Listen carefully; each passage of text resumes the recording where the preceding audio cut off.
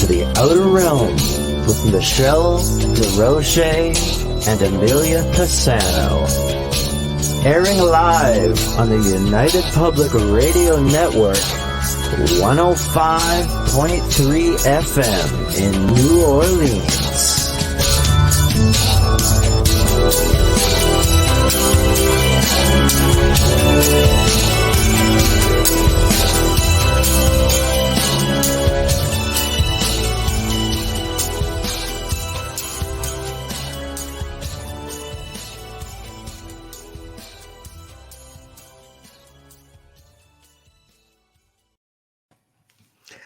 Welcome, everyone, to the Thursday night segment of The Outer Realm.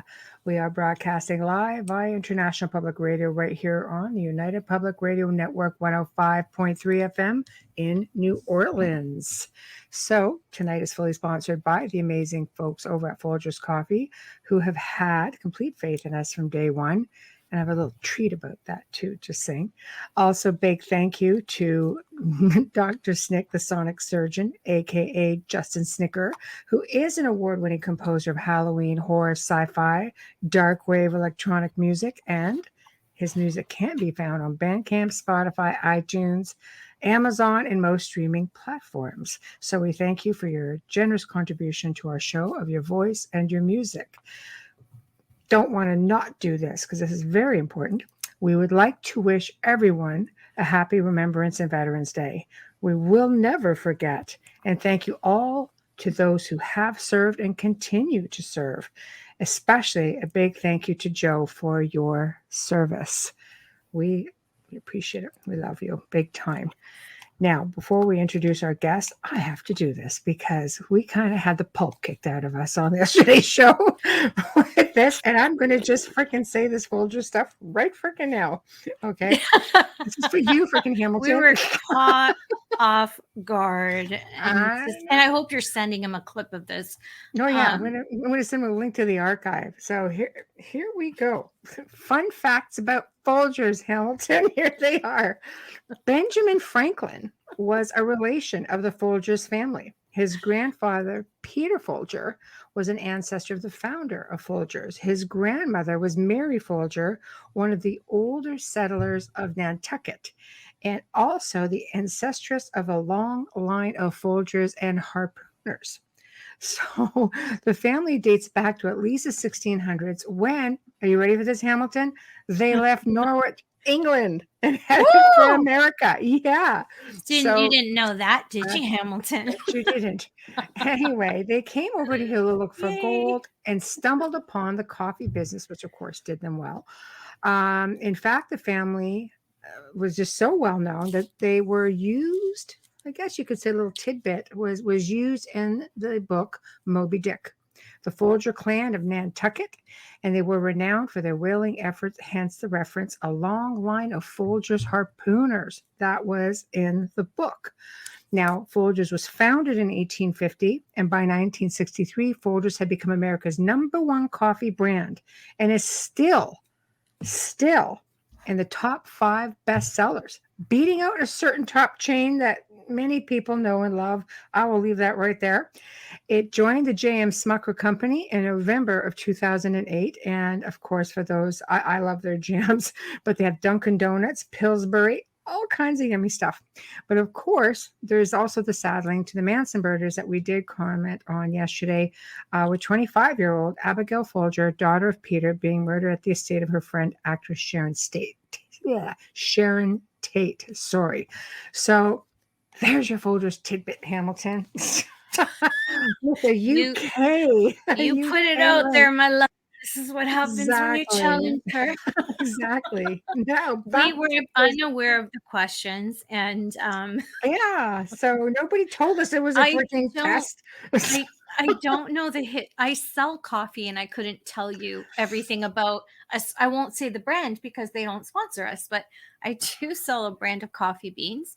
Italians use it a lot. That's all I'm going to say. It's not a regular type of coffee, and I don't know everything about it.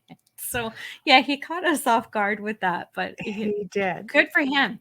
You know, I don't want my so poppy to hide. My sparkly poppy. Going to finish this up. Oh, sorry. That's okay.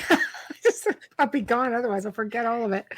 Okay, so tonight, for the very first time, we welcome Ryan Musgrave Evans to the show, and he's going to be discussing crypto-terrestrials. I have to say, I'm completely intrigued because it's all stuff I've thought about, but we're definitely we're just going to let him go crazy because I have a feeling we're going to learn a lot tonight.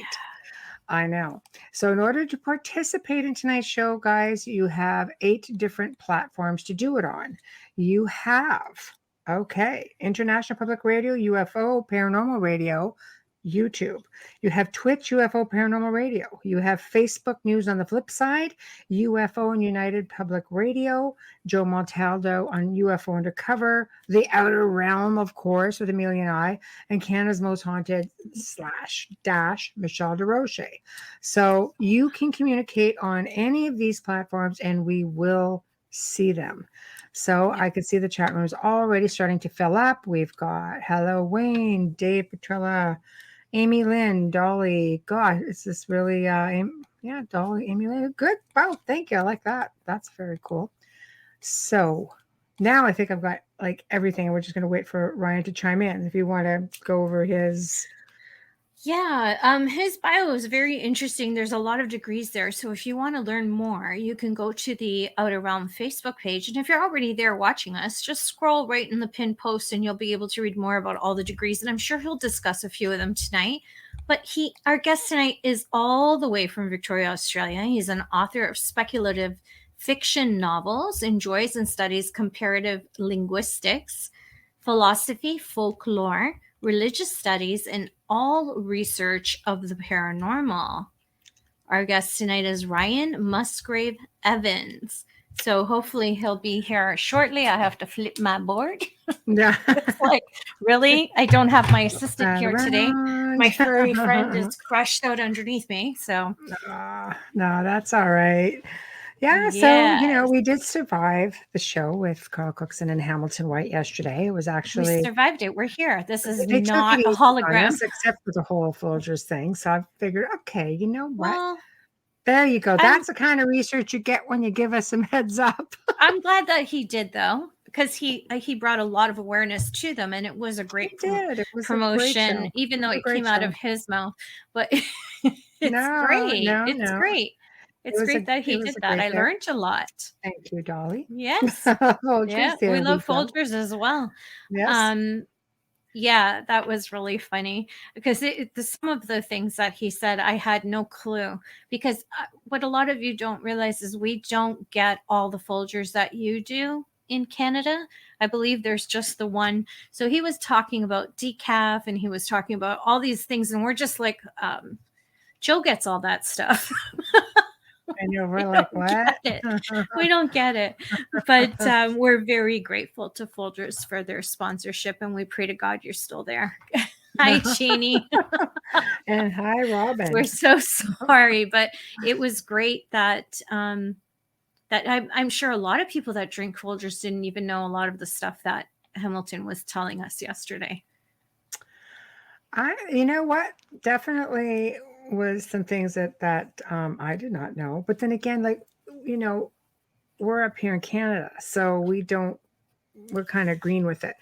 But, I know, but he threw me off because I studied Hanson and it didn't click to me as Folger's heiress. It was just not that she was a victim.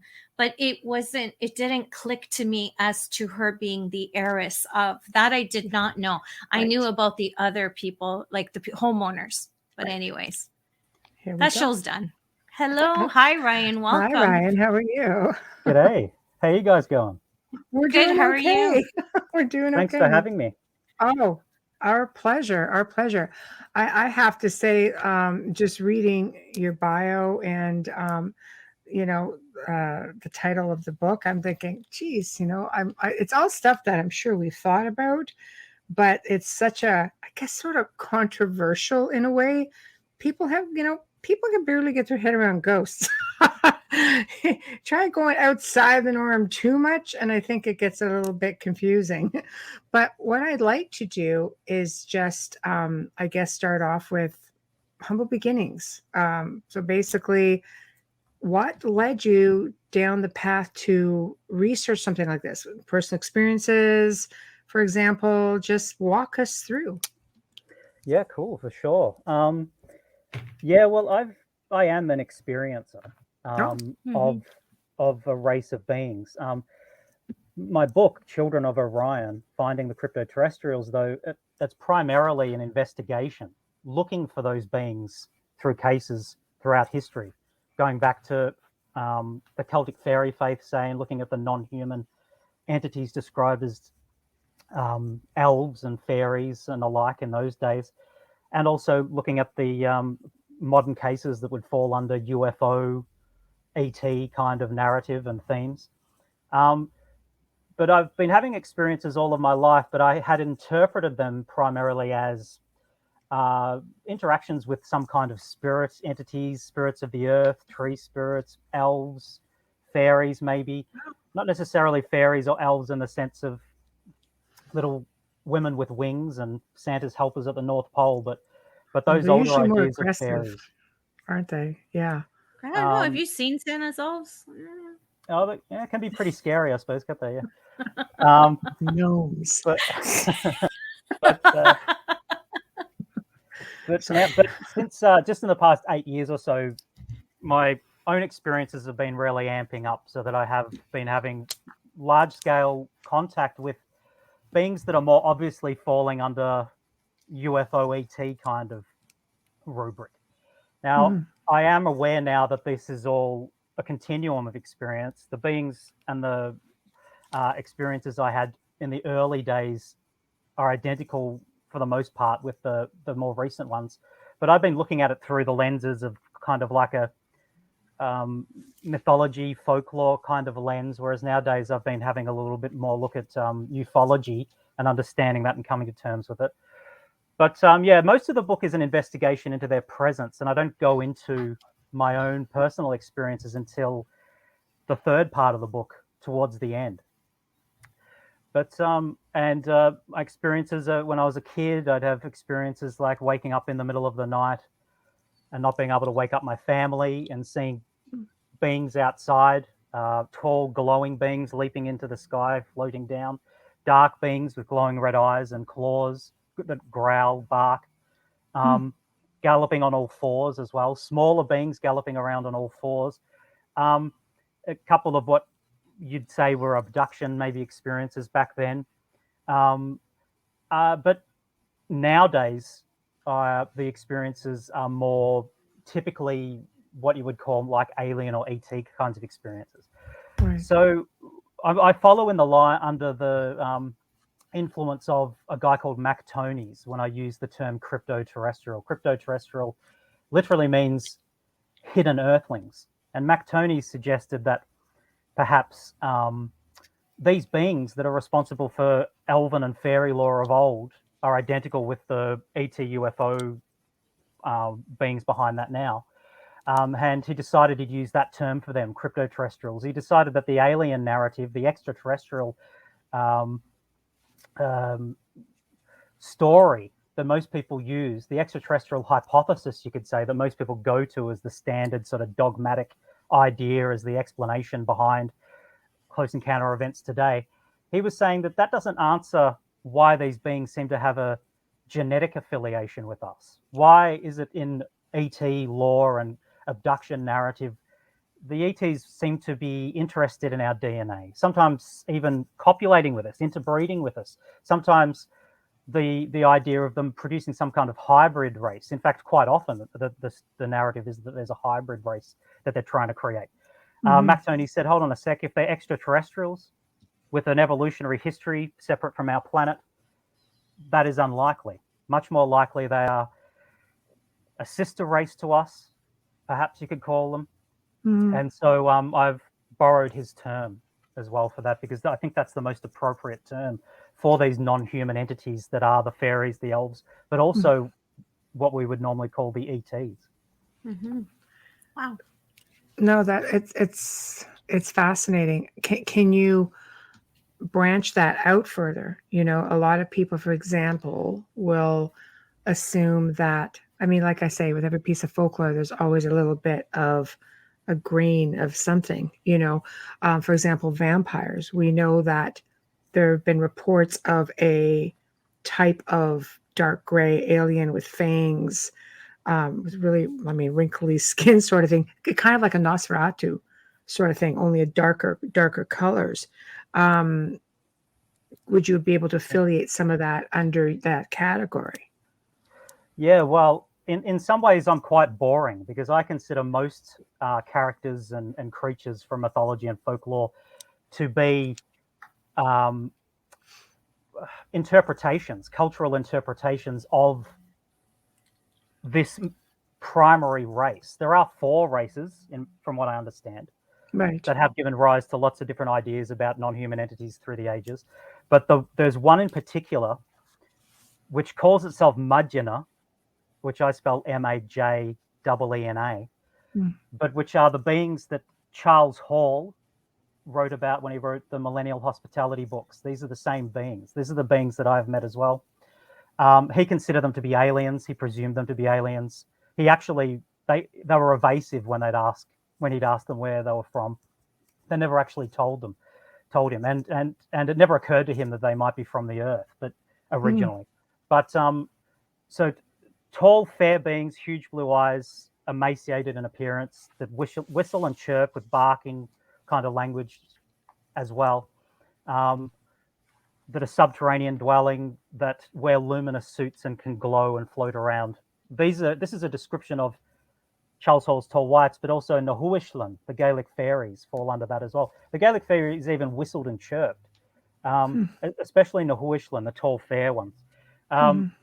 But if you're talking about a grey, let's say, just as you said before, like some kind of taller grey with fangs, with wrinkly skin, they have a suit that crops up. It's a military suit. It's either grey or black, skin tight but can cloak, can also levitate, can also pass through solid objects. In the helmets they have with these suits, there is telepath technology, so they can mesmerize you, wipe your memory. So this is all done through equipment. Then it's like it's not technological, robust technologies. I mean, the line between the technical and the spiritual sort of blurs when you're talking about advanced technologies that allow them to become intangible and pass through solid objects. I mean, the line between spiritual and material starts to break down if you've got technology advanced to these levels. But glowing red eyes, that's part of their night vision, I think. It's sort of like a nose that's a device that sits on the front of their faces.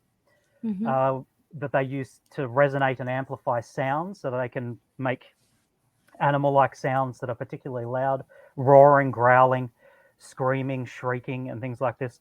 That's interesting. A lot of vampire lore, in my opinion, is attributable to them originally, not just in their suits, but without their suits. I mean, they're tall, emaciated, thin, with 4 long, slender fingers with a small thumb, the vestigial thumb further up their hand.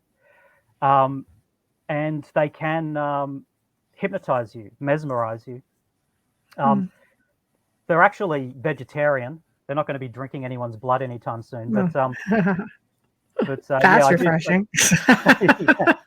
But I do think that a lot of the vampire lore as well has come from them.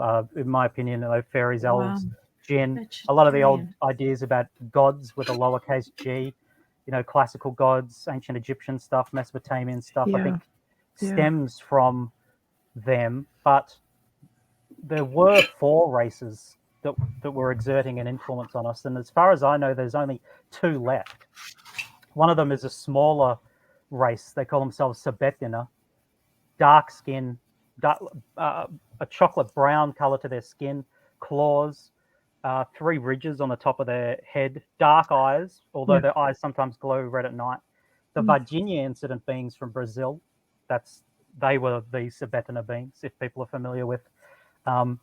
In the 90s, an incident where there was a crashed UFO, and then there were these small monkey-like brown, oily-skinned, scaly creatures wandering around the town, dazed. and some children saw them, and they were taken to a local hospital, etc., and so on. But so the tall whites, or the Mudgina, and these smaller dark beings, the Sabetina, are the two main ones that still interact with us, and they are close allies. So when people have abduction events, or even events they might consider to be hauntings of some kind, where they wake up, there's tall cloaked figures in robes with hoods, Yes. fair long faces with a pointed chin and high cheekbones, Yes. and smaller beings with wrinkly faces that also wear hoods, moving around in amongst them. This is the two races. That's interesting. No, that's fascinating. I saw you put up some comments. Do you want to go through them? Questions? Oh, I'm going to scroll back up. Yeah, to I the just figured we question would because just it go didn't. back. Yeah, it didn't fit right then and there. But Yeah. I'll show this one here right now. Okay. Okay, from Overlander Canada. I wonder if aliens ever get harassed by shadow people. Okay, so the shadow people are them. In their boa suits, when they're cloaking, they sometimes cast shadows. So and they have glowing red eyes at night.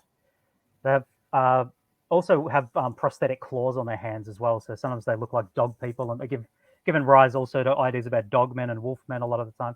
But the shadow people and poltergeist activity is usually attributable to them.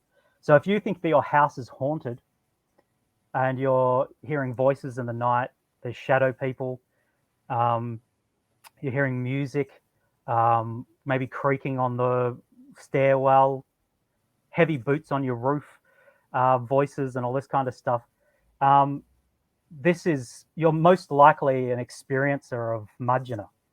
And it could be for various reasons. They have breeding programs, which is one thing as well, where they interbreed with us sometimes. If you're in their breeding program that is voluntary, they would have asked you at some stage if you want to help them augment their failing genomes, because they're quite sickly in some ways. Their bodies take a long time to heal. They're susceptible to a lot of diseases. They consider us to be healthy, archaic stock of humans. They're related to us. I like that. But we're healthy. Yeah. No. Yeah. Because Considered to archaic them. makes it look so old. During a pandemic, they must be dying off a lot. Oh, right. Yeah. I don't know whether they're susceptible to I that wonder kind of if they're virus or not. sickly. Yeah, I would just wonder, like, we really don't know much sure about about that it, right? Dolly said they do have the same types of DNA with us, with being all living beings express DNA. Yes, but they are close enough related to us to interbreed, as in the case of Peter Curry in Sydney. Crazy. In 1992, he woke up with a tall white woman there. And then also Antonio Villas-Boas in Brazil in 1957. He had a sexual encounter with a Mudgina as well. She wasn't very tall, but tall whites take a long time to grow. She had fine white hair, huge blue eyes, barked and growled. This is tall whites. And they are very closely genetically related to us. They're actually a kind of future human. I don't know if you want to call them a subspecies. If you want to call them Homo orionis or Homo sapiens orionis as a subspecies. But we are healthy, archaic humans to them. And we are kind of like free-range archaic humans to them in that sense, where they try to interbreed with us on occasion. They have maladies and pathologies they can't really cure other than just having a healthy injection of our stock back into them every generation. But they do this against our will for the most part? Or no, this particular group, as I was saying, it's voluntary. Now, you might not remember that you volunteered. Now, that's ethically questionable. Scrub your memory. Did I actually say it? Did you buy me dinner first? That was going to be a question for me because I'm like, who volunteers? Yeah. Did I get dinner first? Tell me I at least got a drink. I don't know. Did you buy me dinner? That's what I mean. Okay, that's interesting. That's okay. Yes, wow, that might not, if they wipe your memory of having volunteered, or then it's questionable as to whether that counts anymore. You could say that removes any of that, and you're not really consenting if you don't remember to having consented. Yeah, that's No. that's an ethical agree. question. Where do Yeah. these babies grow? Are they like us where they have to be in a womb for 9 months? Like, how does this work? Well, it depends on which way it's gone, whether it's because they try both ways. So with one of their males and one of our females, the baby will be in the womb of the Homo sapiens woman for a short period and then taken again. Or if it's the other way around and it's Homo sapiens man with one of their women. So it's like a succubi incubi type thing. It's given rise to those kinds of ideas as well. Yeah, if it's a male Homo sapiens and a female one of them, well then of course the fetus can remain with the mother in a natural kind of way a lot longer. And the children are very, very small. They also interfere with themselves genetically. Like if they do interbreed with us, it's not a 50-50 split. So the offspring look like them still, but they take it's not a 50-50. So we have certain traits, beneficial traits that they are after, like denser muscle mass. Our bodies repair faster. Your immune but then in other systems. ways, they don't necessarily find us physically appealing. They're very proud. They want to remain themselves as much as possible too. Ryan, would we know that as a woman? Would I know I was expecting this half alien being? Well, subconsciously on some level you might, but they alter your memories. This is part of their policy. But physically. Physically, yeah, you might. I think some women do. Like Kelly Kale, I think did at one stage. She was abducted in Australia, and she was told by a doctor that she'd been pregnant, and she was refusing to believe that. But sometimes some kinds of phantom pregnancies that are sort of just seems to be maybe a woman's body. It's passed off as the woman's body being hysterical, maybe, or not, or responding as though it's pregnant when it isn't really, or something like that, and then it's gone. These kinds of things, I think, are a possibility sometimes. Miscarriages, they can just say, "Oh, it was a miscarriage." Yeah, or miscarriages. Yeah. But sometimes babies at full term just disappear within, wake up one day and they're just gone. Oh, really? That's crazy. Yeah, right. Okay, there have been reports of that, women being being full on pregnant, and she wakes up and baby's just gone. Right. Yeah. Okay. Yeah. Wow. That would be shocking. Yeah. Well, so right? I don't know much about. I don't know much about. Yeah. I mean, I think it's more frequent for the female Mudgeonor to come to male Homo sapiens, but they do it both ways. They do it both ways, where they need sort of an injection in both ways of our healthy stock. Can you read that underneath you, Ryan? Yeah, I'm a hybrid mother. Yes, Dolly Saffron, I'm hybrid mother. I have three offspring. Oh, okay. Yeah. Yeah, Dolly's got an amazing story. She's been on the show before with her story. Okay, cool. It's pretty phenomenal. Yeah. Preston has documented a case that's 7 months, and from Canada. So yeah, right, okay. Wow. Yeah, it's an interesting tale for sure. Yeah, I mean, anything that I have read is just, I guess, if the baby or the child looks more human, then they can actually be within the society. But if they look too much like, let's say, a gray, for example, then obviously they wouldn't do well here, for obvious reasons, right? Yeah, that's right. I'd imagine so. But I'm not sure when it comes to the tall whites. I'd be surprised if any children are left with us. Right.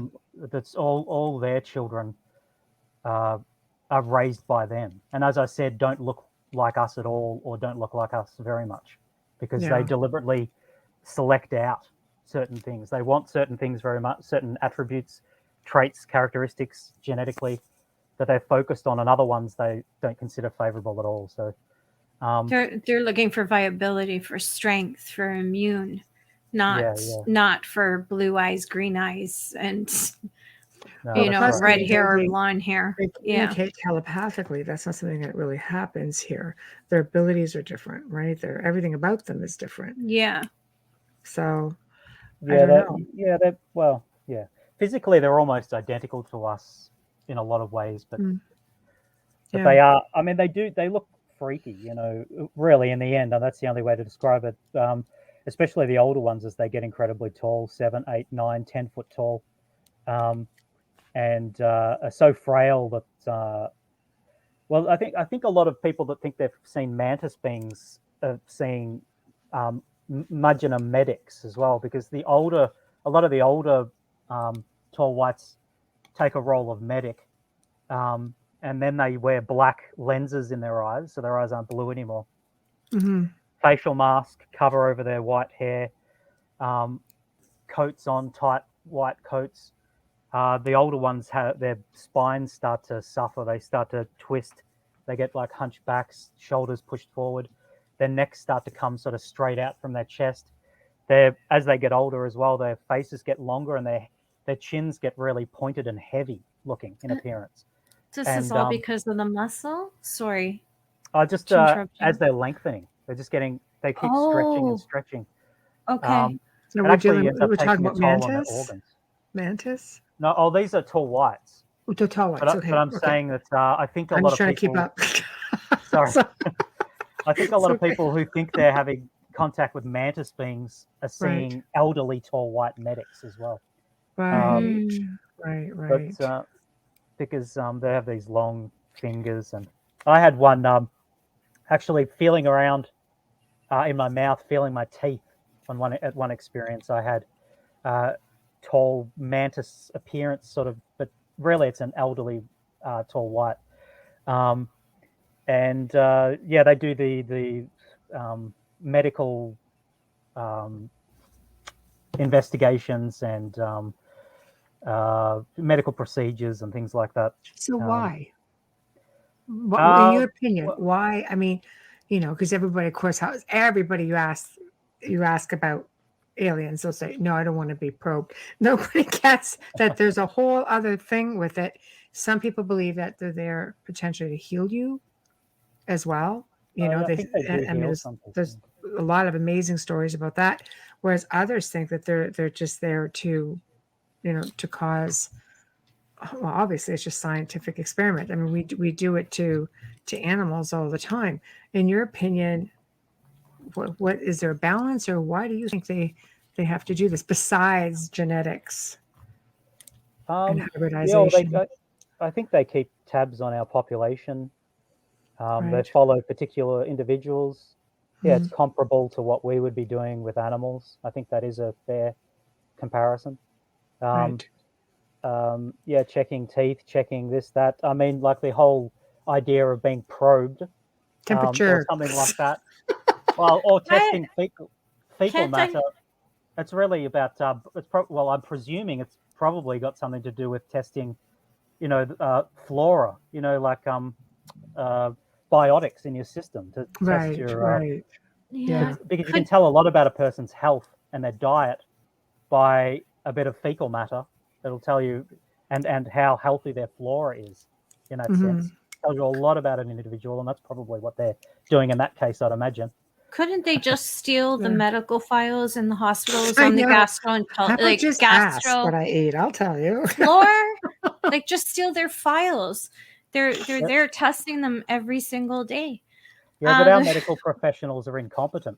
I Good. understand that point. I understand that, but I was Give just you trying that to. one. I was trying to lighten things up because this stuff Okay, sorry. literally scares the fecal matter out It's of a me. probing thing, isn't it? It's not good So at it. I'm just trying to figure out. Like I get you have to, do certain things, but to find things out and do all kinds of different testing, and probing is such a strong word for a strong thing that they're doing. But could they not? Maybe, I don't know, anesthetize us when they're doing it so Right. it's not as bad. That's all I'm saying. There's so much fear with it. There has to be a better whatever we do with animals, we try to be as humane as possible. I expect the same from them. Yeah, I think. You know Yeah, I agree. I'm not sure. I think they don't normally make mistakes. They do sometimes, perhaps. But if people are remembering things like that, and it's a real, actual experience and not a dream or anything like that, as it could be a mistake where they forgot to remove a person's memory or didn't do it properly. The procedure was a bit wrong, or they didn't anesthetize them properly, or whatever.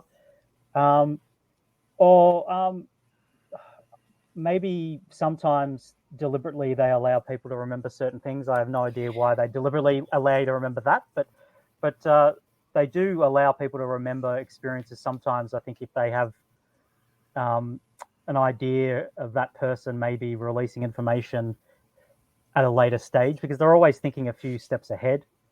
Okay. They have technology that allows them to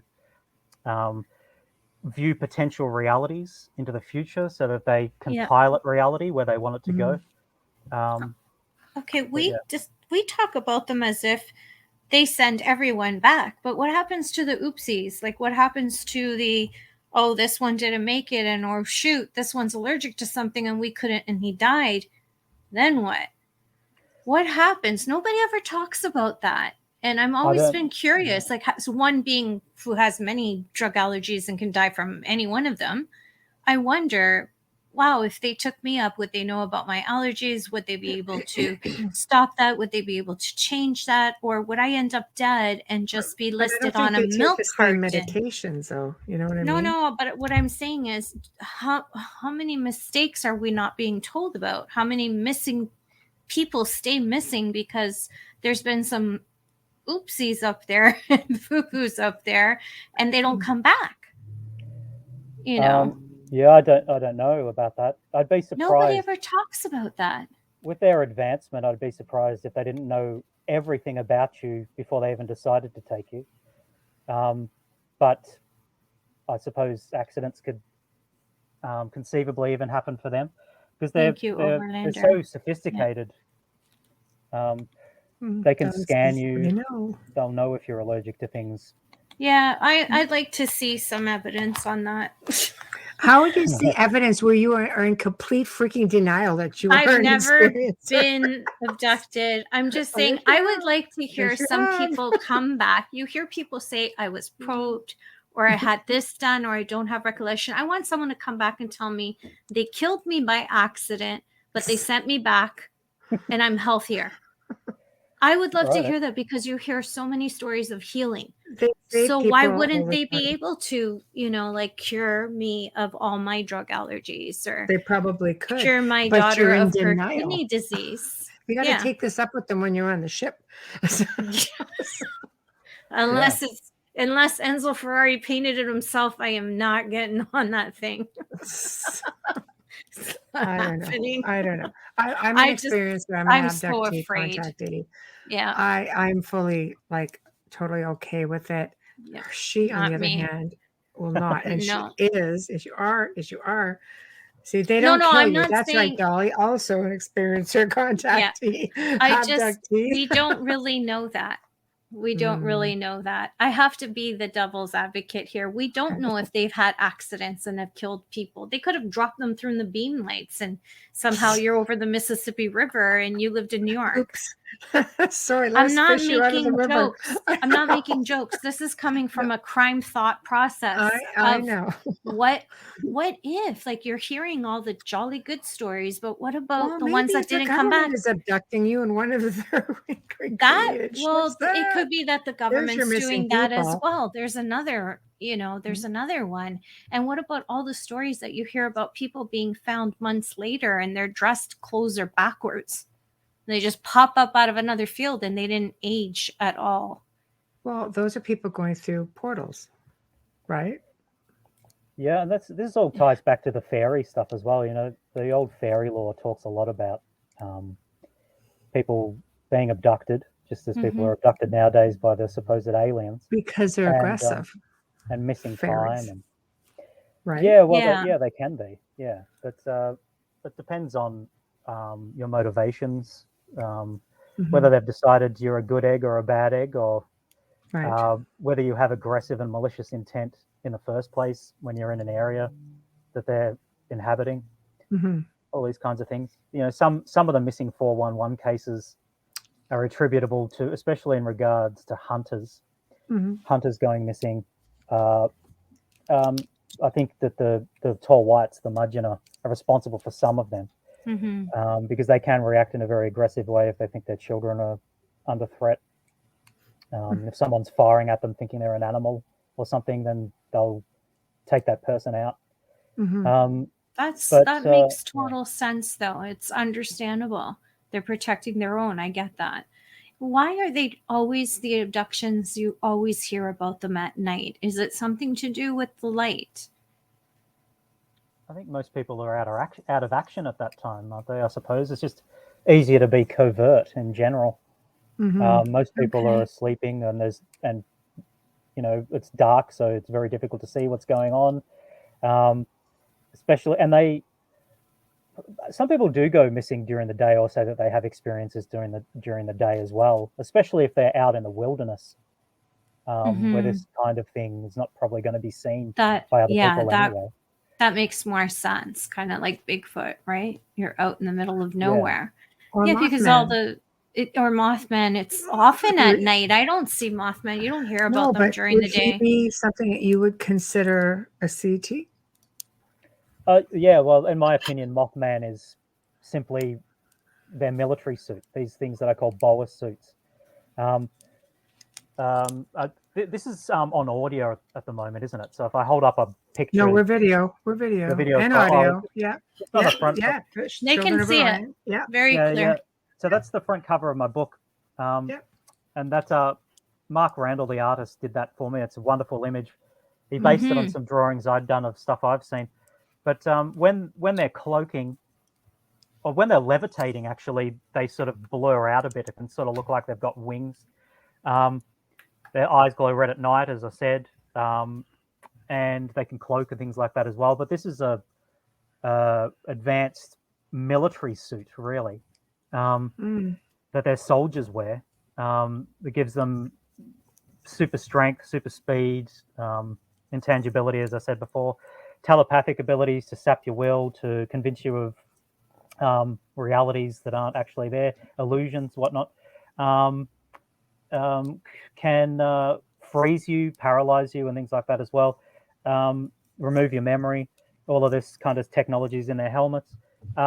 In my opinion, Mothman, or most of the Mothman sightings, are sightings of tall whites I call them Boas suits because of Antonio Villas Boas in Brazil, and how he's one of the earliest witnesses to report these fair, barking, growling CTs wearing these dark suits. Since then, other people have seen them. Kelly Cale, Christopher Bledsoe Sr. himself, and his son, Christopher Bledsoe Jr., saw these cloaking, glowing, red-eyed suits. Chris Bledsoe's also seen them and done a drawing of them looking like they sort of have wings. And the beings that Chris Bledsoe is interacting with are the same beings again. That's what Mothman is. I'm quite certain of it. Wow. Or at least most of the time. Maybe there are examples of something else that's looking similar, but I think most of the time it's attributable to them. Mm-hmm. They can present themselves in so many different ways. Sometimes people might consider them to be a demon, growling, barking, long claws, glowing red eyes, moving about the house, walking through walls. Mm-hmm. And then they can present themselves in very different ways, of course, so that they're wearing their luminous suits, glowing, white hair, beautiful blue eyes, luminous, floating past, and then you might say they're an angel. One minute they're a demon, the next minute they're an angel, but it just depends on what gear, what technology they're wearing at the time. Mm-hmm. So do you think most paranormal experiences that people are having that are considered, let's say, otherworldly, such as angels and demons, you think that is strictly ET? See, so many people are on the fence. You have those people of faith who are like, no, this is what it is. It can't be this. And then even though the Bible talks about extraterrestrial experiences, just saying. All those emails are on their way. Other show, other show, and it's gonna be hate mail. Sorry, but it's a fact. So, and then you have the people who are the other way, who there are no such things as angels or demons, and even ghosts are considered to be dimensional bleed through. There you go, Joe. Let's say it for you again as our producer. So, what are your thoughts on that?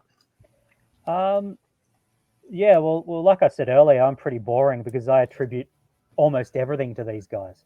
I think Right. most ghosts, most ghostly encounters, most hauntings are CTs. Most demon or angel sightings are CTs. Now, whether or not there are other beings out there that people are seeing sometimes that are similar or can pass as that kind of appearance, that's Mhm. another thing. But I'd say, if not all, then most paranormal characters, Mm. beings from mythology and folklore, are them. I believe These that. four. Pardon? Yeah.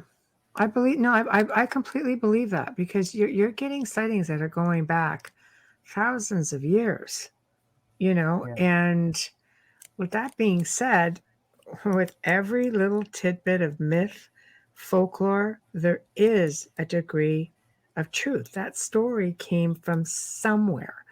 So I mean, they're mentioning it here in chat. Dolly said some ETs are just like raw, like dogs. Yeah, I agree with YJ. Those that would be Anubis. Anubis would look more like the dog, right? Ra is the bird. Yeah, the falcon.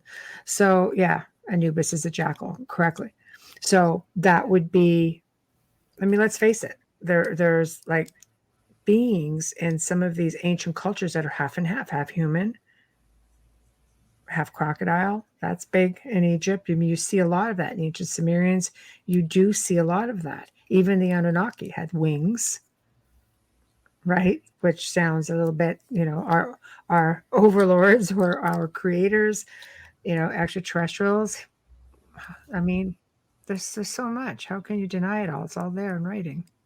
Yeah, I agree, and I think that's the substratum that links it all. The ETs or CTs or Hmm. whatever you want to call them, but yeah, Yeah. that they've given rise to most of this, if not all of it, then at least most Hmm. of the.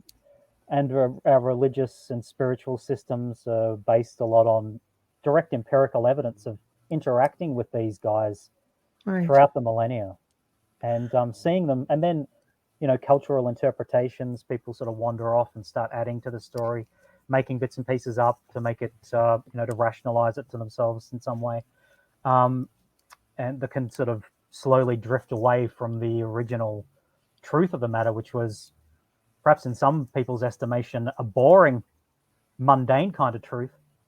That Hmm. so a lot of these spiritual entities are flesh and blood beings with advanced nuts and bolts technologies that have reached such a peak of sophistication that they appear as magic, or really, like I said before, the terms start to fall to pieces, and Mm. these kinds of dichotomies between material and spiritual and things sort of fall away.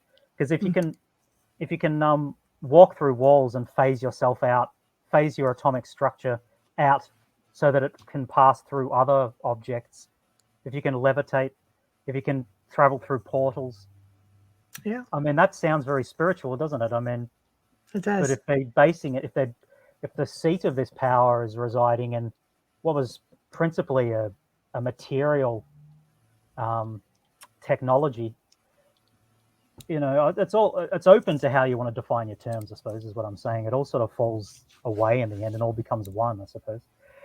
Mm. But I sort of prefer to see them as being flesh and blood with nuts and bolts technologies that are incredibly impressive, but still nonetheless based in some kind of material reality. Because when you look at it that way, they're easier to find. You don't cloud your mind over with if you start to get too metaphysical or esoteric, you start to say things to yourself like, maybe they change and it depends on what we think of them as to what they really like. And maybe once you work it out, they change themselves. And it's what I've tried to do is see them as being things in themselves that are separate and distinct to anything we believe about them.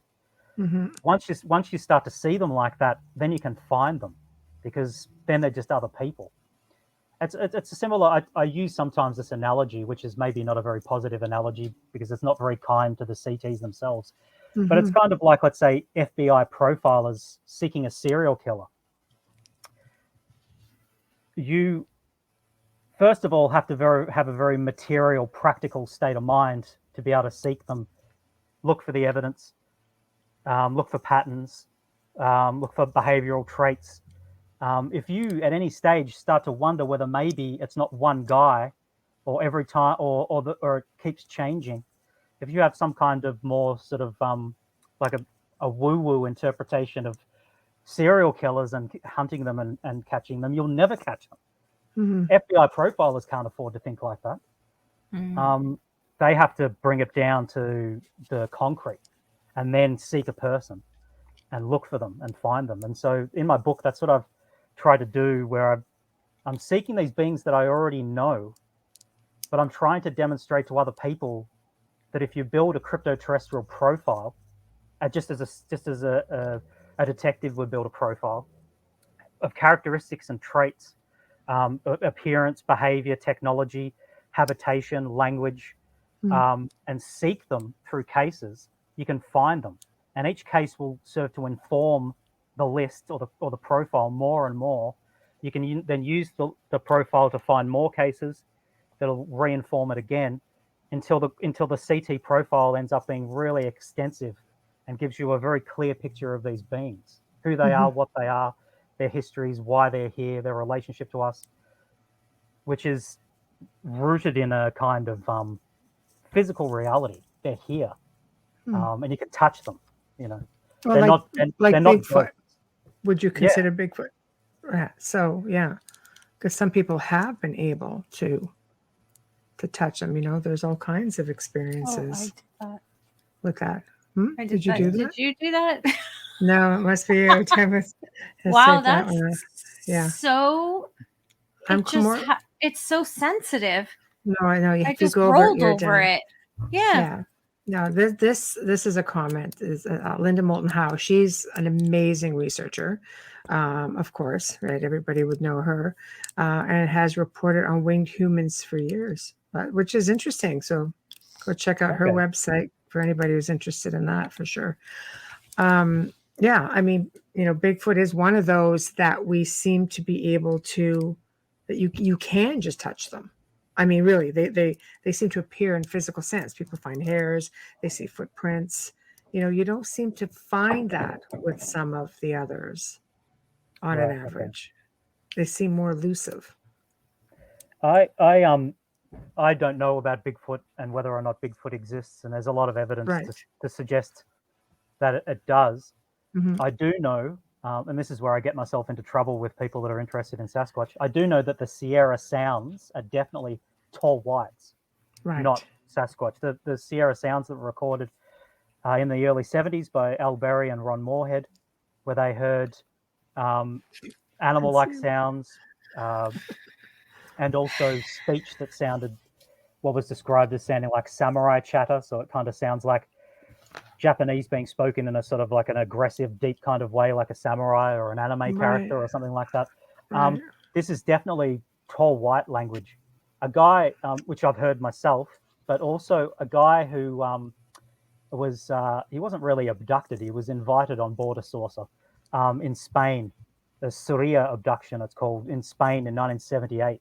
He was hunting with his dog and he was invited on board a saucer by tall, fair beings with long faces, with big chins, that barked and growled and whistled to each other, but also spoke in what he said sounded like a cross between German for its guttural features and Chinese because it was monosyllabic.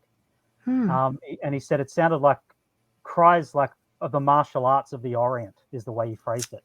And then that's interesting. What a research, the guy who was the primary researcher in that case played him some, Homo sapiens languages, world languages, just to see, which one he thought maybe it sounded the closest to.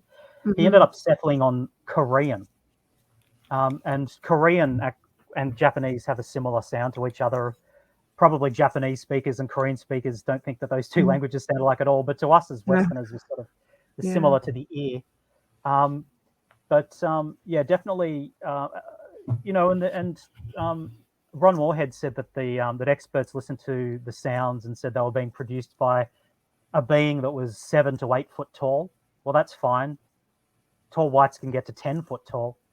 When I talked to Ron Moorhead about this, I said to him, dude, I think this is tall whites. This sounds very much to me like the tall Mudgeonal or tall whites. And he said, well, he doesn't know what was doing it in the end because they couldn't see them. They could only hear them. In the morning, they were there on numerous occasions, but he said that they'd find big footprints. So he said whatever was making it had big feet, but other than that, he has no idea what made the sounds. So he said, well, you never know. He's not sure. But he did say to me as well that he experienced, and he's on record saying this, he experienced high-level technology as well, something that you wouldn't normally attribute to Bigfoot. No. Humming sounds coming from inside the earth, and orbs and UFOs. What looked like, he described it as the blade of a lightsaber without a handle, like just a rod of light floating across the ground. Yeah. And now a humming sound is frequently reported for underground, I call them habitations, but facilities or dwellings of tall whites. You get this at Skinwalker Ranch, which Skinwalker Ranch is definitely on top of a tall white habitation as well. You get these kinds of things heard in a few different Australian cases. I heard it in the haunted forest of Romania. The whole time in the background, it was like a loud. I called it more droning, but it could be a humming, like a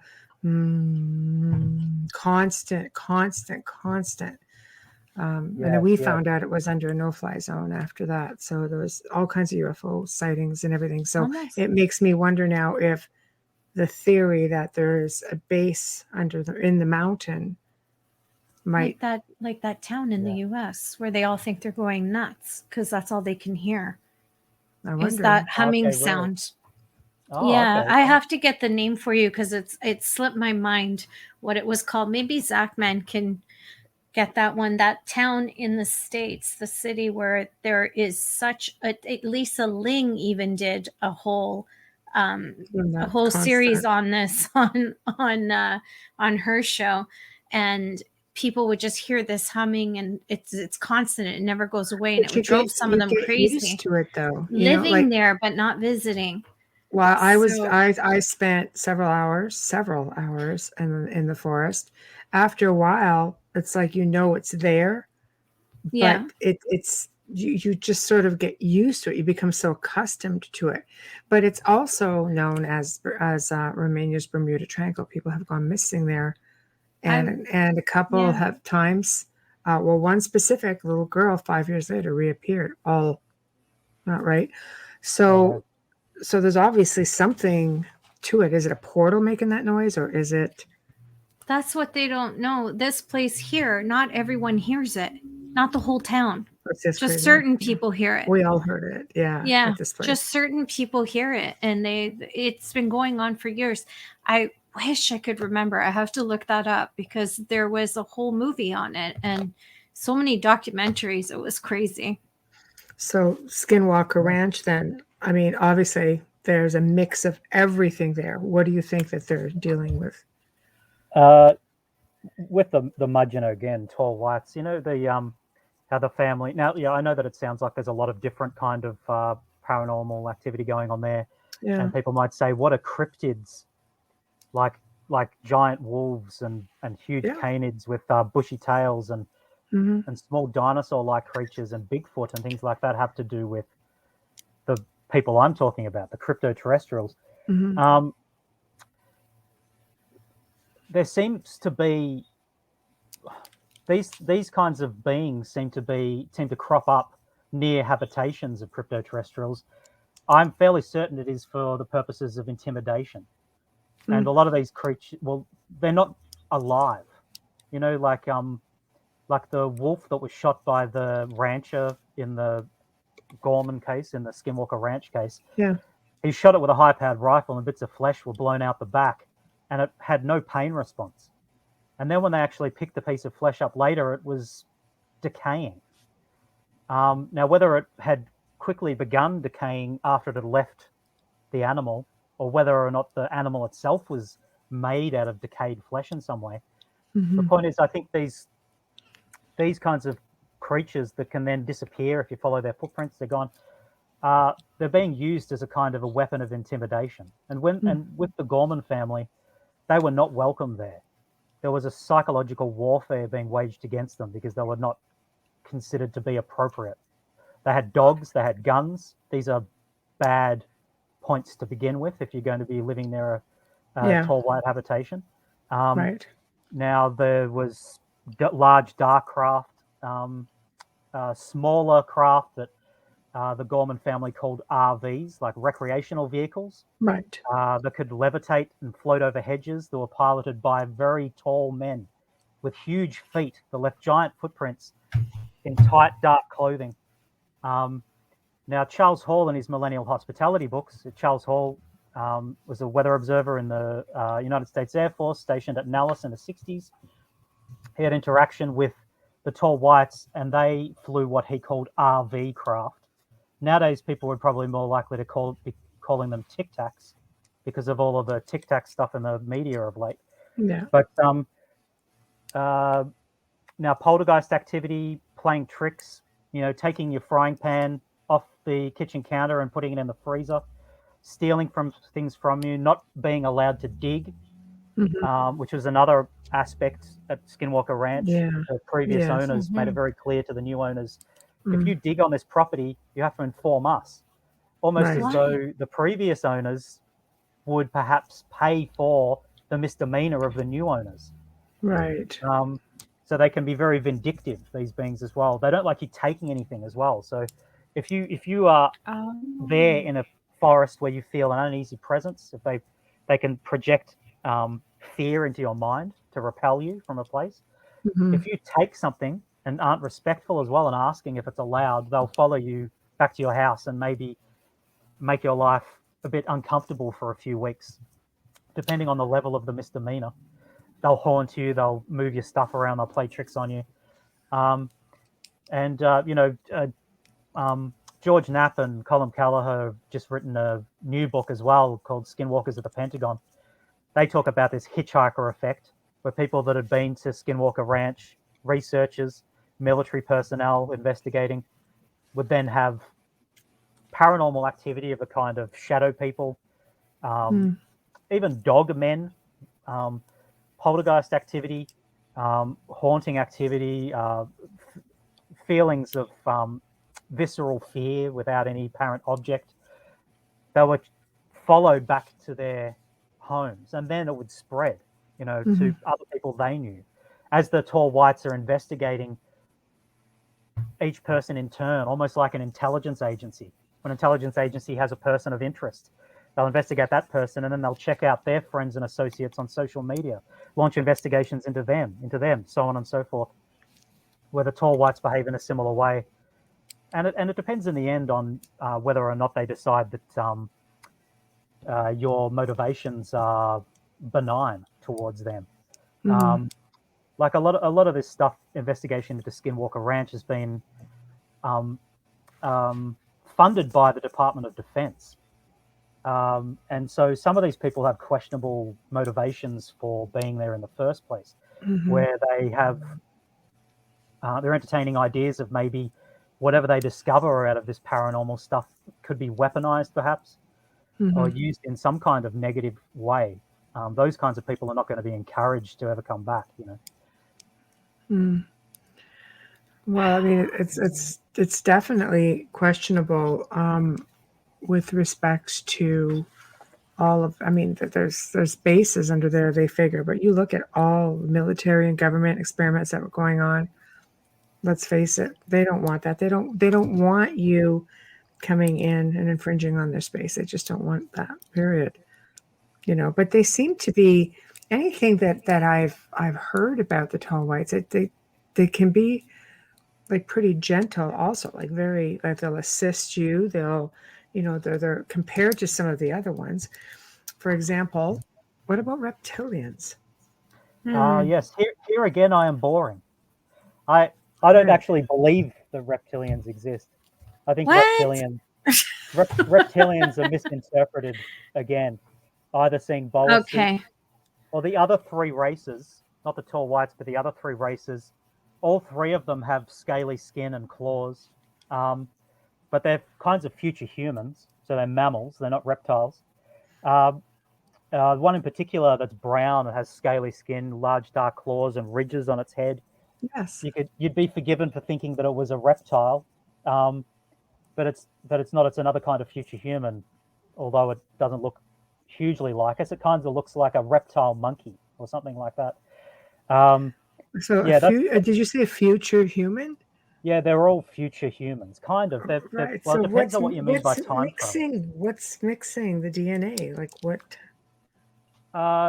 Partly natural evolution and partly genetic engineering.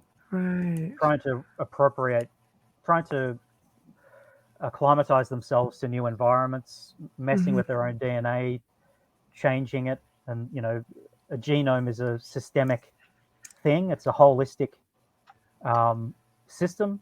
If you Right. start making alterations here and there, you might think you're very clever and that you've narrowed down exactly the changes you wish to see, but then unforeseen circumstances and symptoms, side effects will start happening and alter you in other ways.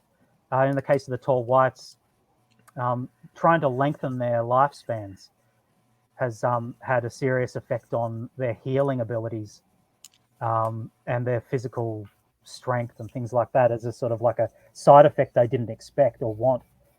And also growing to huge heights, which is like a side effect of them lengthening their lifespan so much. It also meant they go through different windows of growth. Like Right. their genome has become confused and started doing all kinds of things they didn't foresee. So again, I get myself into a lot of trouble. I basically, pretty much in the world of paranormal research, I offend everyone in some way. Yeah. Because No, everybody should be entitled to I their think own opinion. Yeah. you have to be, your own opinion, and you have to be open-minded to other people's research and what they have to say. But We're learning paranormal, so much. yeah, paranormal is something completely unexplainable. You can't really say for Exactly. sure, no, this is how it is. No, it's not. Yeah, You but don't know that. you could have I know. I've 20 been doing it for people 20 years. you could have 20 people witnessing the same accident and have 20 different accounts of it. It's Perceptions, the yeah. same thing with this. Everybody's experience is different, and you don't know how. When people are in a traumatic situation, and I would believe that an abduction could be just a tad traumatizing at first, they may react and relate to it differently and see it differently and remember it differently than someone else. So it's fair. I'm so open-minded. I want to learn as much as I can from everyone that I can that we have on. I never say, oh, hell to the no. Actually, when we were talking about the humming and everything, do you know that they actually now have a map of the United States with all the locations where that humming is being heard? Oh, wow. They never That'd be used to. interesting. You need to Google humming in the US and it'll come up. The image will come up from one side to the other, and mostly the East Coast, Oh, where okay. it's unexplained. Yeah, cool. Yeah, I will. I'll do Yeah, that and after this. England For as sure. well. England as well just reported Ipswich. I'm like, wow, look at this, how much we're learning tonight. My God. Oh, okay. You Very cool. opened a door for me that I just want to jump through and learn more about. She's still be in denial, but at least she's willing to I was learn. never abducted. They would have sent me back, believe me. They keep doing it. Yeah, They would have shipped back me and back. forth, They're like, back she and has too forth. many shoes. We can't do this. It's the allergies. She's high maintenance, the nails, the hair. Take her For back. sure, it is. Uh, Curious to speak with you, Ryan. Michelle has my contact. there you go. There we Okay, go. no worries. Yeah. All Anyone right. who wants to get in touch with me, by the way, I like if you go, I've got a YouTube channel, okay, which is just my name, Ryan Musgrave Evans. If you go to the About section and it says, business inquiries, and you just prove you're not a robot, there's my email. And anyone who wants to have a chat to me and has something, their own experiences, or they've got something they want to ask, they just want to say g'day. Yeah, very welcome. Okay, put that So out my there. email's right there. I was until recently on Facebook, but I pulled the pin. Yeah, you and a lot of people. So, yeah, I'm always happy to forward over emails for any of our guests. Also, for people who want to reach out, as long as I have permission. I just don't flood anybody's emails with anything. So, so let's just these little what me people would think are reptilians, but you're like, ooh, not reptilian. These little aggressive guys with the the ridges. Are they aggressive? No, they're not aggressive.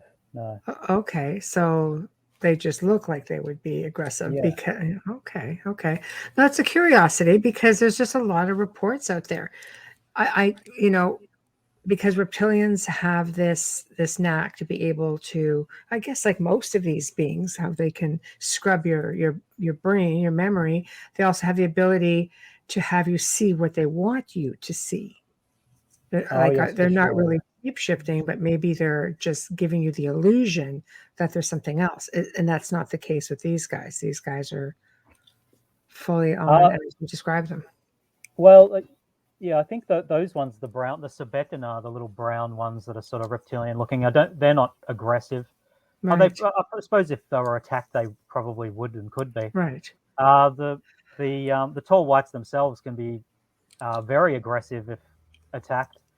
They have their own military, highly stratified, structured, efficient military, and can respond in a very aggressive way if they think they need to.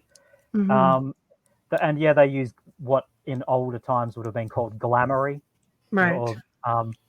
which I suppose nowadays people talk about screen memories or Yes. just or No, yeah, I completely augmenting themselves. understand. Yes. Yeah, yeah, these guys do all that kind of stuff as well, Right. and can make themselves look like someone that you know and trust. So to facilitate a positive interaction with you, so it doesn't freak you out, or sometimes even appear as someone that you've known that's passed away, Oh, that you trusted. So you might think that you're having a conversation with, good old Auntie Jan that you really liked when you were a kid that passed away 20 years ago, but you're talking to one of them and have taken on that mimic. form so that you're not as freaked out. So, and that also explains some ghost sightings as well, It where it's sort of would, a yeah. person that you once knew. Demonic Uh, mimicking, things of that nature, throwing voices, mimicking sounds, voices, appearance. yeah, It seems to fit the bill. very accomplished at mimicking people's voices as well. That's right. Yeah, talking on the phone to you and sounding like someone you know, or calling out to you. And like you were saying before, Michelle, they can be kind. Well, as well, the tall whites. Well, yeah, sometimes they guide people out of tricky situations Mm. lost in forests and things by calling out to them and sending them towards roadways or whatever, Mhm. pretending to look or sound like someone they know, and you follow them and then they're gone and that person wasn't really there and it was really one of them. In Right. particular with children, I think they take pity on our children that are lost in the forest as well. Mm. Yeah, because And there are many reports, children being found completely safe and where they should have frozen to death, and yet they haven't. They're just, yeah, that's right. days Fed and later, they're safe, they're sound, they're dry, they're happy, they're healthy. Mm-hmm. yeah, So, for sure. yeah. We're doing a station ID. Go ahead. I thought it's a perfect time. We have just a step. There's a few comments that I would love to bring up from chat as well right after this. You are listening to The Outer Realm with Michelle DeRoche and myself, Amelia Pisano. Tonight's special guest, all the way from Australia, Ryan Musgrave Evans is here tonight with us, and we are talking everything paranormal, including we've touched a little bit on cryptids. We're calling them cryptid terrestrials. Cryptoterrestrials. Cryptoterrestrials. Thank you. And not enough coffee. Just saying. And right now we are broadcasting live from the beautiful city of New Orleans, right there on 105.3 FM. We are United Public Radio, and we are streaming on United Public Radio, as well as International Public Radio on YouTube, as well as there's got to be 8 different Facebook pages that you can find us on as well. And if you missed it and you're just tuning in now, take a wee step away from your phone or your computer, wait a half an hour, and you'll be able to catch us from the beginning on archive on SoundCloud, or come back to our Facebook page and just hit play. So tonight and every night, we have this amazing gentleman who, Dr. Snick, the sonic surgeon, Justin Snicker, is an award-winning composer, and it's his voice that you're hearing on our intro and outro. So we want to give him a big shout out and a big thank you for doing that for us. You can find his music on Bandcamp, Amazon, and all the different streaming platforms. You can also find him on Instagram and on Facebook. He's active. I know for a fact he's there and he responds to everybody. And especially since the beginning with us every night, Folgers Coffee. We love you. I know it didn't look that way with Hamilton, but we love you. Because Hamilton put us in quite a... You can't see that. Anyways, we love you. We thank you for your sponsorship and for your faith in us. Thank you so much. Okay. We want to get some questions? Yeah, I'm looking at comments when we were talking about the comments. And I posted how to find you on YouTube so that they can find your contact. It's on all of our platforms right now. Cool. Ryan, Dave Petrella said, I think it's probably from all of the different spirits and being in these areas for the East Coast of the United States for the humming sound. I've never heard of humming sounds with. Yeah, or it's probably all of the background energy that we can't see. That's a huge possibility, but science has been trying to test it, and it literally says on there that they have no idea what it is. It's been on a lot of the large news sources as well. It's not just one of those, small, somebody threw it on the internet. So, with these beings, I sort of have mixed feelings about them, because they want to communicate, but they want you to leave them alone. Yeah, I think they have mixed feelings as well. Right. Yeah. Well, I can't blame them. Feminine, because that's very much a feminine behavior. Yeah. Just saying.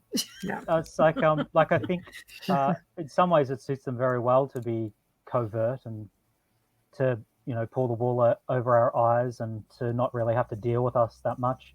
They don't necessarily approve of us in a lot of different ways. One thing that they don't like is that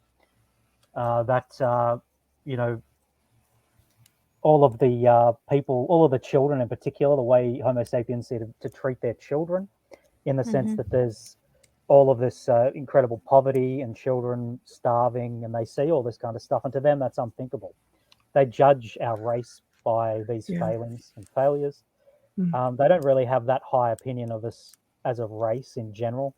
That's sort of like, I think maybe that, there are individuals they consider to be okay and other individuals they consider to definitely not be, et cetera, and so on. But if you're sort of just if they're looking at our race, Homo sapiens in general, and going to be essentialist about it and say, are these good eggs or bad eggs at large, they're not very impressed by us. I wonder how they really feel about our politicians. Probably not much, I'd imagine. But yeah.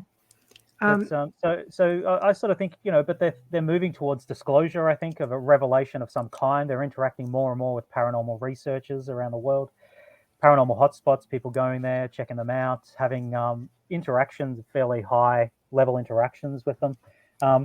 Quite often thinking they're interacting with ghosts or demons or whatever, but actually interacting with these guys, from what I can tell, because it matches like the CT profile that I've made. But I would have thought, they should just. It's sort of like, in my opinion, they've got it made. They're living the dream. They've got all this advanced technology. They're here. They don't have to interact with other people. That sounds beautiful. It does. That sounds like the kind of life I want. Right. But but But but were I'm a they bit of here a first hermit. though? Like, who has the rights? You know what I mean? Like, were they here first? That would mean they're Well, obviously residing. they are us. So They are they're us. a future version of us that's come back to an ancient Earth. So Uh, time travel, basically. yeah, time travel, yeah, in a kind of way, but more interdimensional in a sense. I don't. It depends on what you mean by time travel. So where Quite a bit, yeah. they've Yeah. located a parallel timeline that, for all intents and purposes, is identical to the way theirs was around 50,000 years before, and they've Wow. gone back to an Earth with archaic versions of themselves, but it's not in their own past, strictly Right. speaking, and they're not strictly speaking from our future.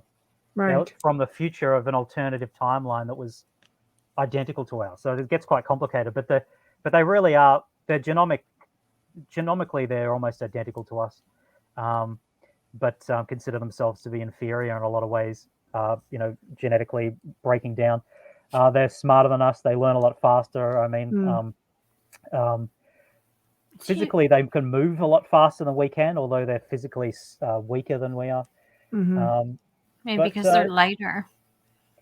yeah, they're much lighter build, and Yeah. they can clock up to huge speeds, especially if they're wearing gravity-defying suits like the dark boa suits or these other Right. illuminating suits. They can gallop on all fours. Their arms are longer relative to their bodies than ours are. It comes more naturally to them than it does to us to move about on all fours as well. They can hit huge speeds. And the guys famously in the Fayetteville incident with the Christopher Bledsoe, the kids were chasing their truck, galloping after the truck on all fours. That's very typical for behavior for these CTs, the tall whites. Wow. Wow. There have been photos posted online where it looks like some sort of a being, and it looked like if they stood up, they could be a tall white. But when they're on all fours, it looks like the back goes down a little bit. Like it's Okay, just yep, sort yep. of like, yeah, it's crazy, but really long limbs. But you could see when they look out at you, it looks like they could have the sort of features that you describe. And it's making mention of, being us in the future or just sort of traveling. I was experimenting with a piece of equipment one night a few years ago, and some voice came through, and it was all very, very quiet otherwise. And I'm like, who are you? Sort of came out of nowhere, and it went, "We are you. You are us." And I thought Oh, it was the most interesting statement I think I'd ever gotten that was just very, very random. I said, "So you're me as in future." Then they just said again, "We are you, you are us."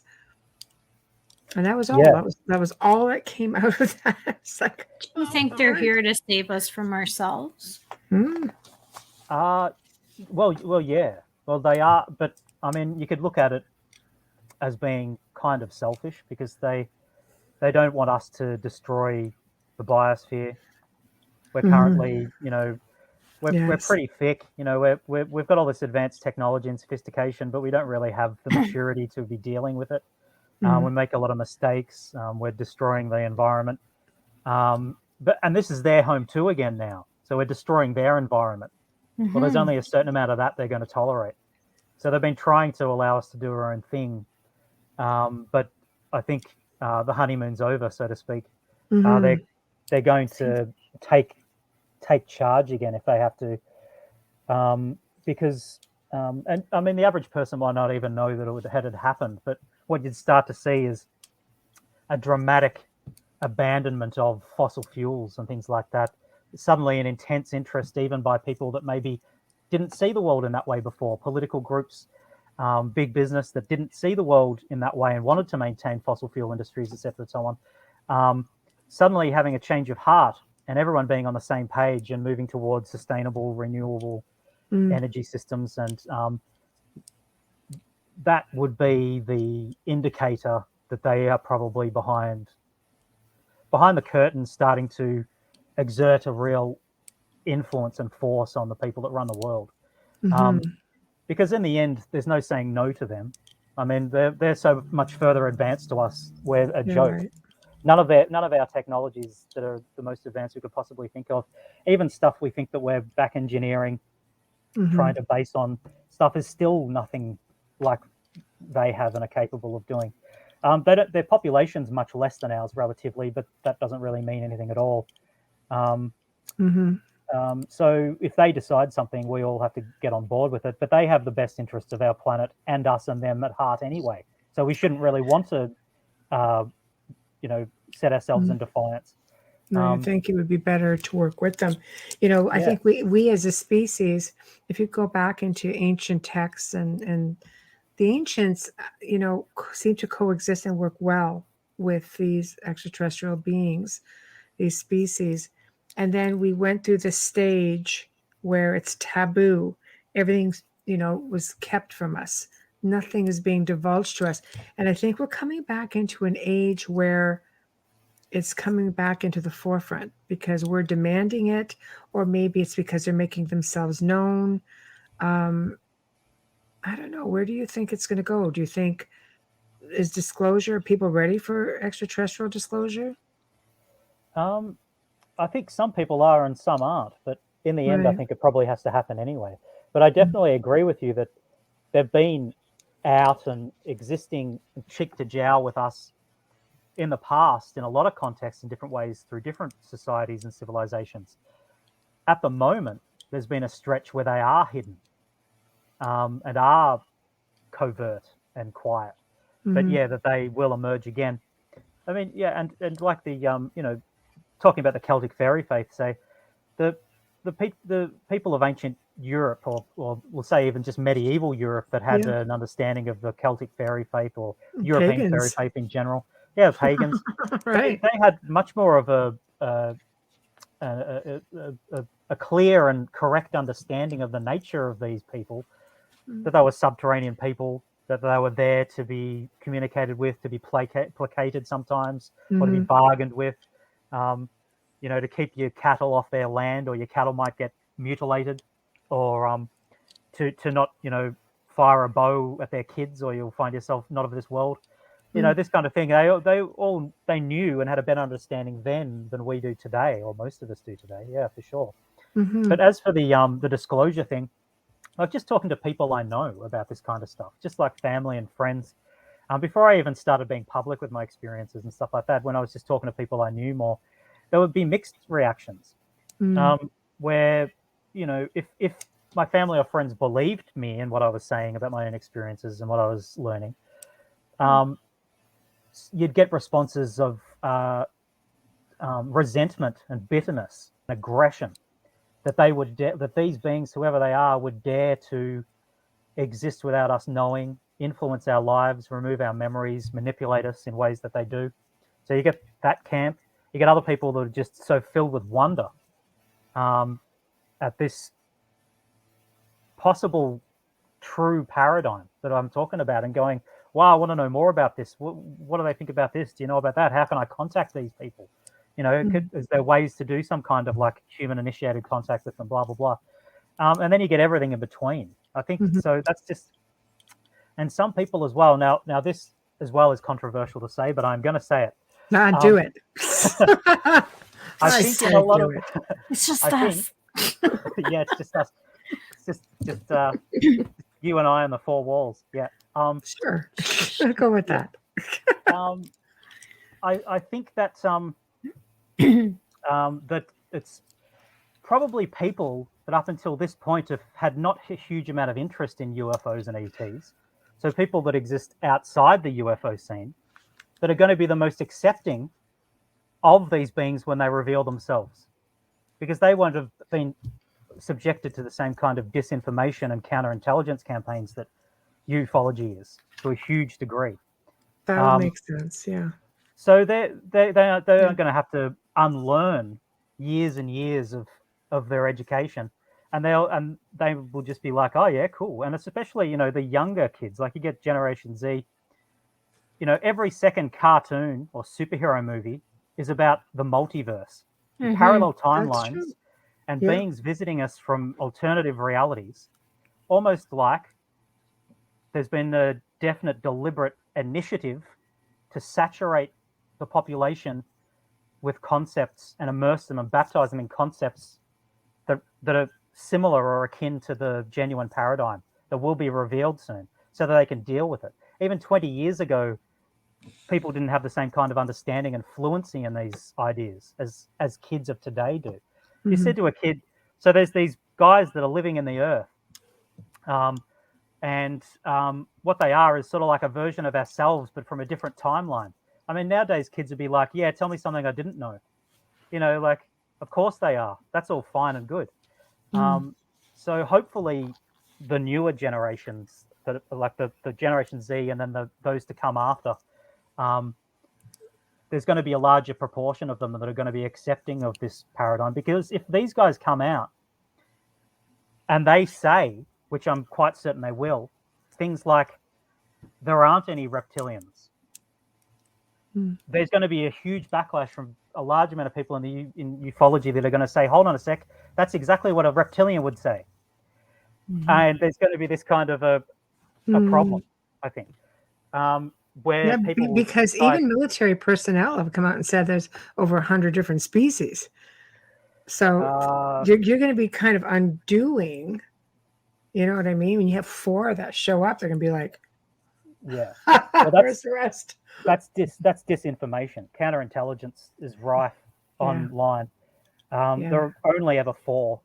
Well, that's anyway. We'll see. I suppose we'll find out if I'm right or not. It's a curiosity. Yeah. No, for sure. But, yeah. I don't know. I think, you know, you have these ancient cultures that would use their oral history and they would talk about this sort of stuff.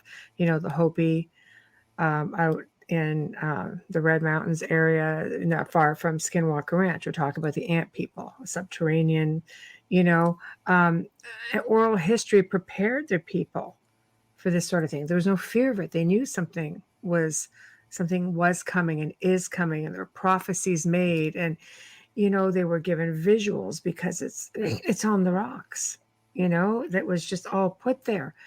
And somewhere along the lines, I mean, you look at all the ancient cultures throughout the world have something. There's some kind of depiction. There's some kind of out of place artifact. There are just things that don't belong. Then you have the people who we become so conditioned to saying, no, this isn't a thing. You're being brainwashed. This is all you should believe. I don't know. Do you think that most people can break away from that? Because let's just say this planet went to hell in a handbag, and the only people that could come down and get you out of it are these 4, let's say, races, as you say. Would you get on the ship? If it's, you know, you see everything going, would you get on the ship? I'd get on the ship, but how many people would say, no, we're going to take our chances here? Because we don't know where we're going, yet they're already here. Yeah, that's right. Yeah, it depends on what kind of background, belief system they come from, I suppose. If they've been told that, you know, non-human entities are most likely going to be evil in some way, yeah, okay. Then they're not going to be very trusting. Whereas if they're from some kind of culture where they're more accepting of the idea that there's other beings out there that aren't necessarily evil, then, you know, they've already been primed to be more accepting of them. I think people are generally I think it's a good thing as well. Some people might see it as a bad thing. People are, in a way, being reprogrammed through, you know, the media and film and all that kind of stuff, and the narratives, to be more accepting of them when they come. I know that there's been sort of attempts, perhaps you'd say, there's been periods where there's been lots of movies coming out in tandem that have been like, you know, horrors about aliens invading and they're evil and they're attacking us, and Independence Day kinds of movies. But I think now, just more recently, in the past 10, 15 years, there's been a little bit of a change for that, particularly with children's shows. But anyway, I suppose we'll see in the end. It's the next generation. There's going to be a variety, a huge, different kinds of reactions from different kinds of people, I think.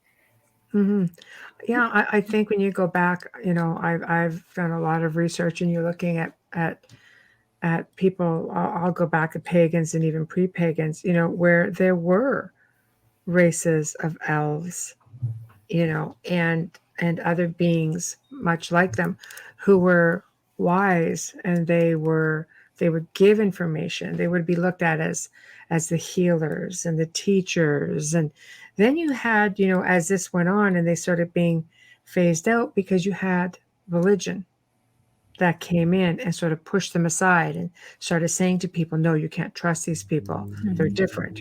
You can't trust these people. They became conditioned, pretty early on, and then you just saw less and less of them.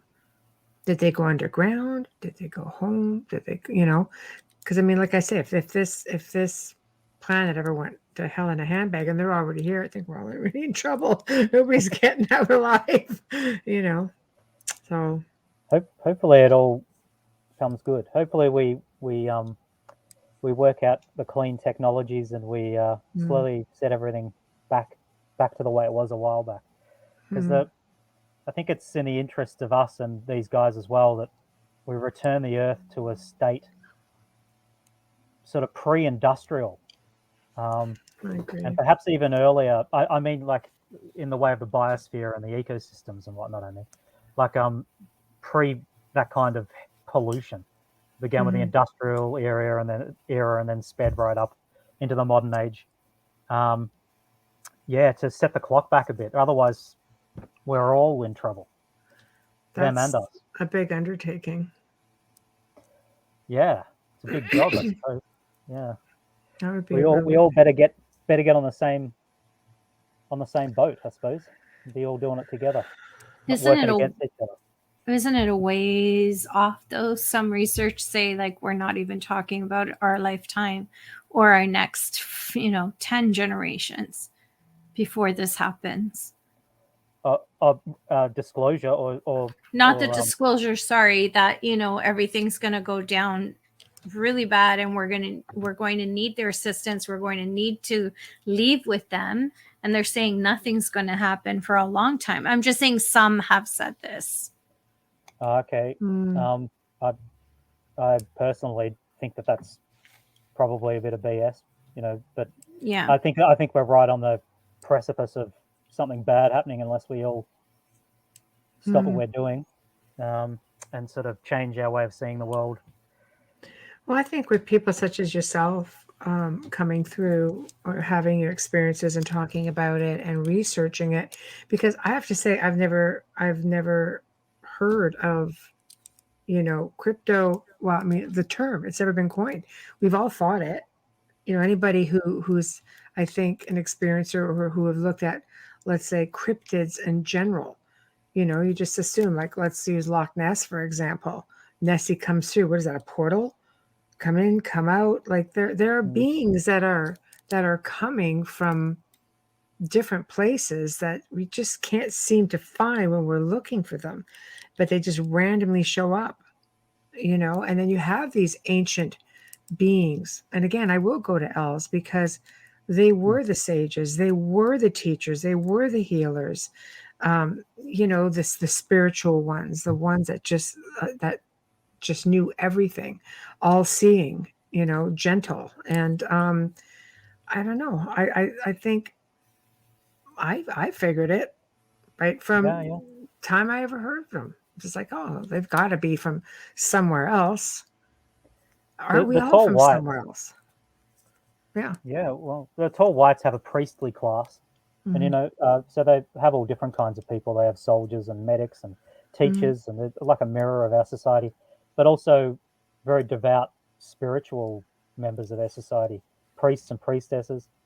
They believe in a kind of mystical spiritual system that's kind of like an idea that people talk about this a lot nowadays, but the idea that there is only one person in one place at one time.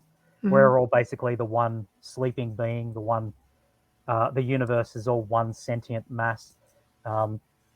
They mystically try to join and unify with the universe through prayer and meditation and things like that. In the same way that some Christian, Judaic, Islamic, Hindu, Buddhist sects have been doing for centuries and centuries, mystical spiritualism, joining with the divine. So they do have a very spiritual side to them as well, but just like us, they have the whole spectrum where they have compassionate individuals and cruel individuals, and some of their soldiers, No, balance for sure. I think in every culture. Bubbles, do you want to get that question? I can't see the last 3 words. Okay, Ryan, what do you think about the Sorry. stone chambers in the northeastern USA? They look like they're related to Celt or pre-Celt architecture. Oh, okay.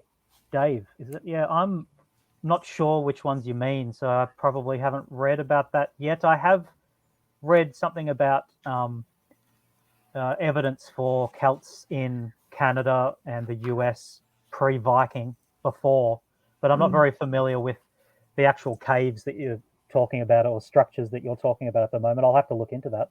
That sounds interesting. Dolly wants to know, are you talking cryptobiological human types?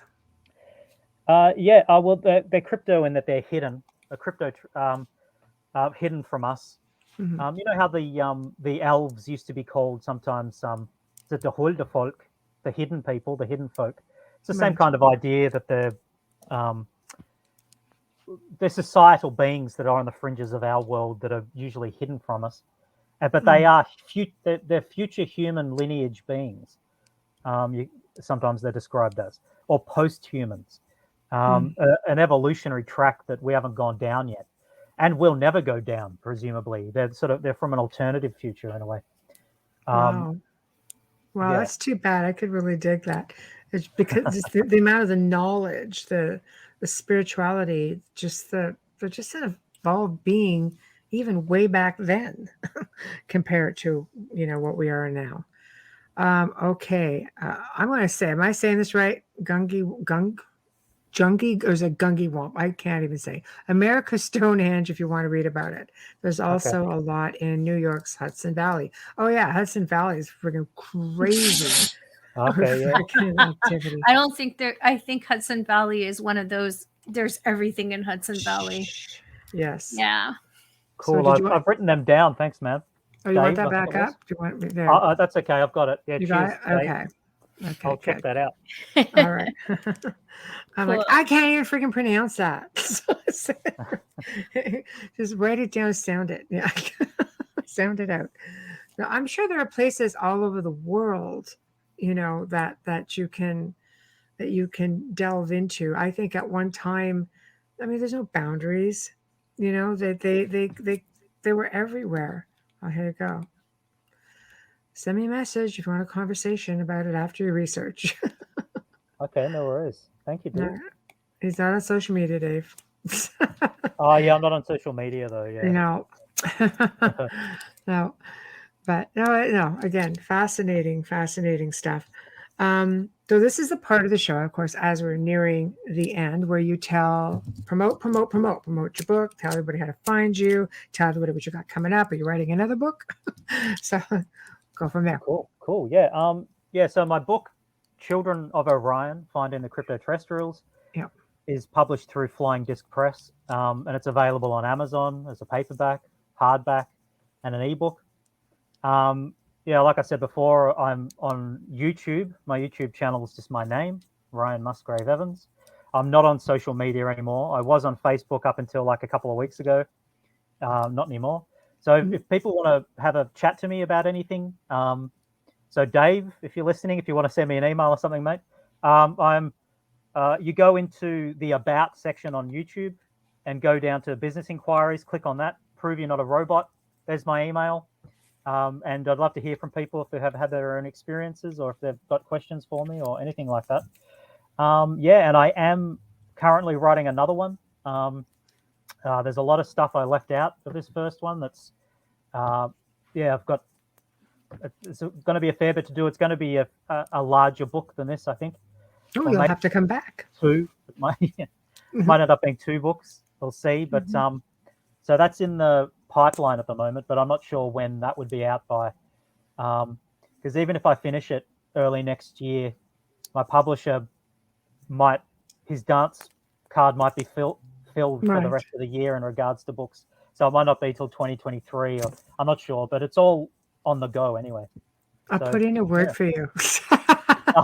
Because I'm really looking forward to seeing what you're going to come up with next, and would love to have you back on to discuss, when you've got your book out and all the other little tidbits that you're going to put in there. It's been fascinating, really fascinating. Honestly, like I said, I have not heard this terminology, but it just seems to make so much sense.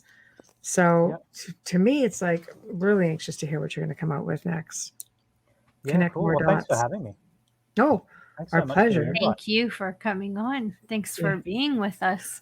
Exactly. Yeah. So thank you. I will be in touch. And I'm not sure if you're familiar with StreamYard, but the only way you can get out is if you click the red X where it says leave studio. I have people who sit there afterwards and go, how do I get out of here? So now I try to let them go. I try to tell you ahead of time. Oh, there it is. I thought for a second I would be trapped here forever because I couldn't find the button. But everybody says that. At the end, we're all sitting there going, oh, the show's done. We're like, oh, sorry. no So worries. Yeah. that is Okay, that. thanks so much. So, thank you. Have a good night or a good Thank you. day. Sorry. Yes. Yeah, it's 3 p.m. here. Yeah. Oh, It's nice. good You're night. the whole day ahead 11 of you. p.m. here. Yeah. Yeah. Good All night. right. Thank Thanks, you. Ryan. Bye. So we have come to the end of another fantastic segment here on the Outer Realm. Holy cow, that was educational. So thank you, everyone, for tuning in. Thanks to everybody who was in chat tonight. You guys are awesome. Thank you to Ryan Musgrave Evans, our producer, Joe Montaldo, because I know he's behind the scenes listening. Huge thank you to Folgers Coffee. And of course, another huge thank you to Dr. Snick, aka Justin Snicker.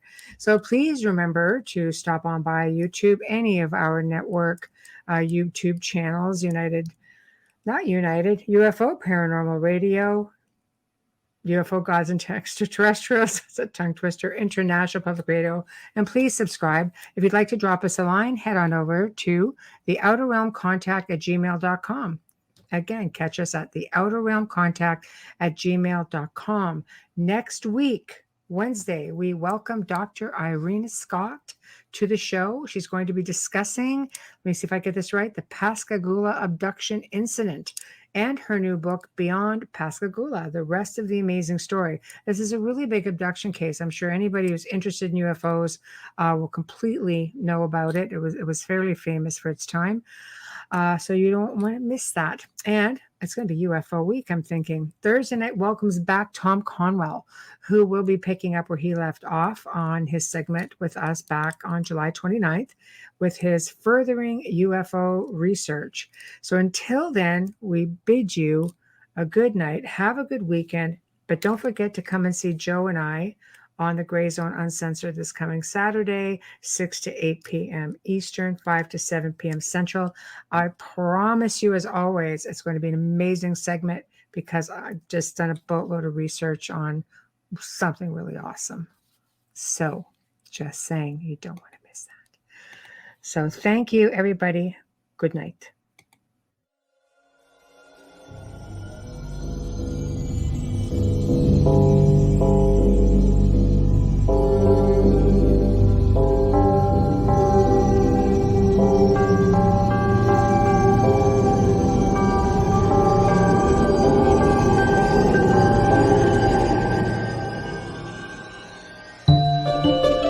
You have been listening to The Outer Realm with Michelle DeRoche and Amelia Pisano, airing live every Wednesday and Thursday evening, 9 to 11 p.m. Eastern, 8 to 10 p.m. Central, on the United Public Radio Network, 105.3 FM in New Orleans.